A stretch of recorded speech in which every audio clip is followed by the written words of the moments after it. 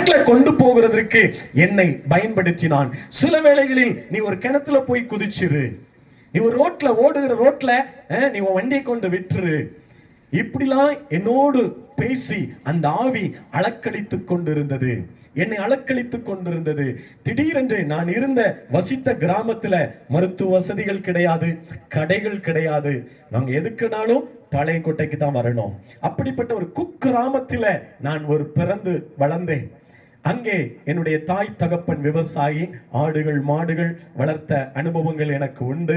இதுல என்னை கொண்டு திடீரென்று இரவுல என்னுடைய தலையில அப்படி ஒரு பாரம், வீட்டையெல்லாம் தூங்க விடாத அளவுக்கு என்னை உடனே தூக்கி கொண்டு மெண்டல் ஆஸ்பத்திரிக்கு தான் கூட்டிட்டு போவாங்க, தன்வந்திரி ஆஸ்பத்திரி. அப்பவுமே எனக்கு 96 97களில் அநேக பணங்களை செலவு பண்ணி எனக்கு பார்த்தாங்க. எதுலையுமே சுகம் இல்லை. அதே ஆவி என்னை அலக்களித்துக் கொண்டே இருந்தது. அதற்கு பின்னாக தான் என்னுடைய தாயும் இந்து குடும்ப பேக்ரவுண்ட்னால அதற்குரிய பாவம் சாபம் எங்களை தொடர்ந்து வந்தது. அந்த பாவமும் சாபமும் எங்கள் குடும்பத்தை வாழ விடாதபடி அழிக்க நினைத்தது. ஆனால் என்னை முதலாவது பயன்படுத்தி என் குடும்பத்தை அழிக்க நினைத்த அந்த பிசாசை இனம் கண்டு விரட்டும்படி தேவ ஆவியானவர் உதவி செய்தார். என்னை கொண்டு மென்டல் ஆஸ்பத்திரியில சேர்த்தவங்க என்னை டாக்டர் சொல்லிட்டாங்க, ரிப்போர்ட்லாம் கொடுத்துட்டாங்க, உங்க மகன் எல்லாவற்றிலும் நரம்புல இருந்து மூளையில இருந்து எல்லாமே நார்மலா இருக்குது, எல்லாம் சரியா இருந்தா ஏன் நான் மென்டலா இருக்கணும், ஏயா தெருவில் ஓடணும், ஏயா கத்திய தேடணும், இடுப்புல கத்திய வைக்கணும், யாரையாவது கோபத்துல அடிக்கணும். 7th ஸ்டாண்டர்ட் படிக்கும் பொழுது என் பக்கத்துல இருக்கும் மாணவனை அடிக்கிறதும் சேதப்படுத்துகிறதும் தான். அந்த கொலைக்கார ஆவியிலிருந்து என் தெய்வம் இயேசு எனக்கு ஒரு விடுதலையை கொடுத்தார். ஆமென். அந்த தெய்வத்தை நான் என்ன போல அநேக குடும்பங்கள் பாடுகளை உபத்திரவத்திலும் இருக்கிறது, நஷ்டங்கள் இருக்கிறது, கீழ்ப்படியாத பிள்ளைகள் எத்தனையோ. நான் என் குடும்பத்துக்கு ஒரு கஷ்டத்தை கொடுக்கிறவனாய் ஒரு காலங்களில் இருந்தேன். இதே போல அநேக என்னும் இந்த கிராமங்களில் பிள்ளைகள் பெற்றோருக்கு ஆதரவாய் இருக்க வேண்டுமே அல்லாமல் உபத்திரவமாய் இருக்கக்கூடாது எந்த விதத்திலும். ஆனால் இப்பொழுது நடந்து இருக்கிறபடி அநேக உபத்திரவம் கொடுக்கிற பிள்ளைகள் தான் அநேகர் இருக்கிறாங்க. தாய் தகப்பனுக்கு கீழ்ப்படியாத பிள்ளைகள் அநேகர், தாய் தகப்பனுக்கு எதிர்த்து நிற்கிற பிள்ளைகள், இப்படிப்பட்ட பிள்ளைகள் இந்த உலகத்துல இருக்கிறபடினால. ஆனால் இயேசுவிடத்துல வரும் பொழுது அவன் வாலிபனாய் இருக்கலாம், சிறியவனாய் இருக்கலாம், வயோதிபர்களாய் இருக்கலாம், முதியவர்களாய் இருக்கலாம், யாராய் இருந்தாலும் இருதயத்தை ஆராய்ந்து அறிகிறவர், உங்களை விசாரிக்கிறவர். அவர் இந்த நாளில் விசாரித்து உங்கள் இருதயத்தை மாற்ற போகிறார். இந்த கூட்டத்தில் வந்துட்டோன்னே நீங்க நான் உங்களுக்கு 1 கிலோ தங்கத்தை அள்ளி தர போறதில்லை, போறப்போ பணமும் கொடுத்து அனுப்ப போறது அல்ல. பணம் கொடுக்கணும்னா நீங்க நைட்டு டியூட்டிக்கு போனீங்கன்னா பணம் கிடைக்கும். ஆனா இங்க எங்க வந்து எதற்காக வந்திருக்கீங்கன்னா, ஒருவராலும் கொடுக்க முடியாத சமாதானத்தை உங்கள் இருதயத்தில் சுமந்து நீங்கள் விடுதலையோடு போக போறீங்க. எத்தனை பேர் நம்புகிறீங்க? நீங்க விசுவாசிச்சீங்கன்னா தேவ மகிமையை காண்பீங்க. அதுதான் நடக்கும், அதுதான் நடக்கும். என்னை ஒரு கோட்டைக்காரன் என்ற பெயர் பாருங்க, கிறிஸ்துவின் ஊழியத்திற்கு வந்த பிற்பாடு என்ன நொண்டின்னு பெயர் எடுத்தேன். என்னுடைய தகப்பன் மருத்துவமனையில் இருக்கும் பொழுது எனக்கு ஒரு ஆக்சிடென்ட்னால கால் நொண்டி நடந்தேன். உலகம் யாருமே உண்மையா விசாரிக்கிற உலகம் இல்லைங்க. உங்க பிள்ளையா இருந்தாலுமே உங்களோட சொத்து இருந்தா வித்தியாசமா விசாரிப்பான். சொத்து இல்லைன்னா உங்களுக்கு மதிப்பே இருக்காது. இதுதான் இயல்பு நிலை, என் குடும்பங்களில் அறிந்த நிலை, இதுதான் உண்மை நிலவரங்கள். இன்றும் கூட இந்த கூட்டத்தில் வந்திருக்கிறபடினால வேதம் சொல்லுகிறது, அவர் உங்களை விசாரிக்கிறவர் ஆனபடியினால் உங்கள் கவலைகள் எல்லாம் யார் மேல வைக்கணும்? என் மேல வச்சா சுமக்க முடியாது, நான் உங்க கவலைய சுமக்க முடியாது. அப்ப நீங்க யார் மேல வைக்க போறீங்க இந்த நாள்ல? கொஞ்சம் சத்தமா சொல்ல முடியுமா? உங்க கவலையை யார் மேல வைக்க போறீங்க? என்ன சத்தம் வரலையே? என்னிடத்தில் வாருங்கள், நான் உங்களுக்கு இளைப்பாறுதல் தருவேன். அந்த இடத்துல ஒரு ஜாதியையோ ஒரு மதத்தையோ கொடுக்கவில்லை. என்ன கொடுக்கப்பட்டிருக்கிறது? வருத்தத்தோடு பாரம் சுமக்கிற நீ, அது ஹிந்துவா இருக்கலாம், முஸ்லீமா இருக்கலாம், இஸ்லாமியர்கள், எந்த சமயத்தா இருந்தாலும் சரி, எந்த சமயத்தையும் அதில் சொல்லப்படவில்லை.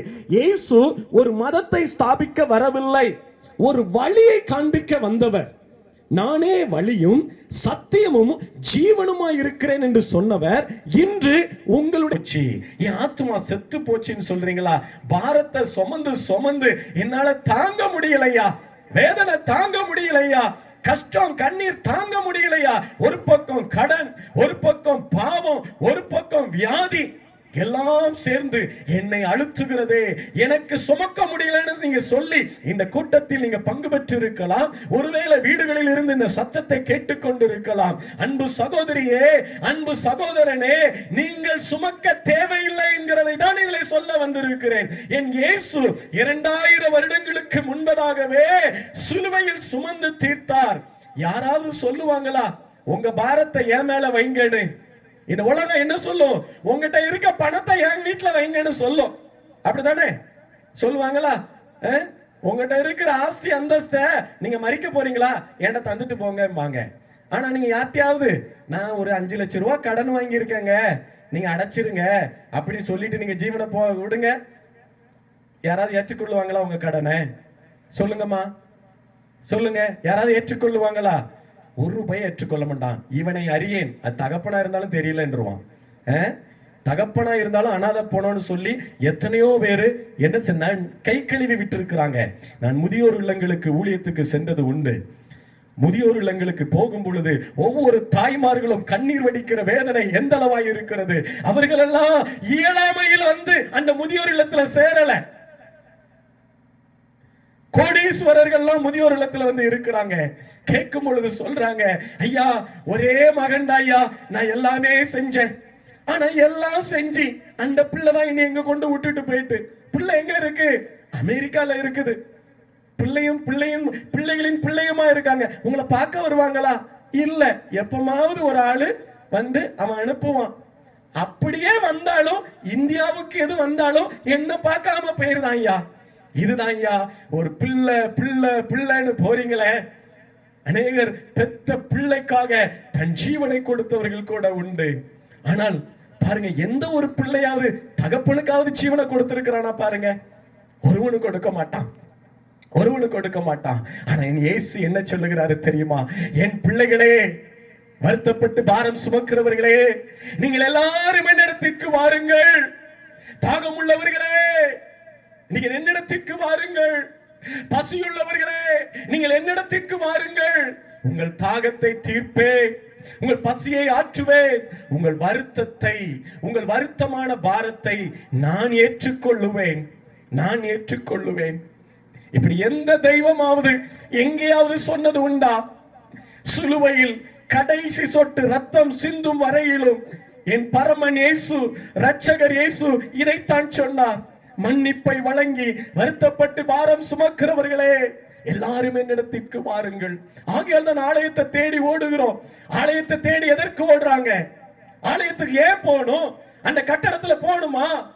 அங்கு சொல்லி இருக்கிறாரு, வானமின் சிங்காசனம் பூமியின் பாதபடி இந்த ஆலயத்தில் உலாவுகிறேன் என்று சொல்லி இருக்கிறார். ஆலயத்தின் சத்தத்தை கேட்கிறேன் என்று சொல்லி இருக்கிறார். ஆகையால்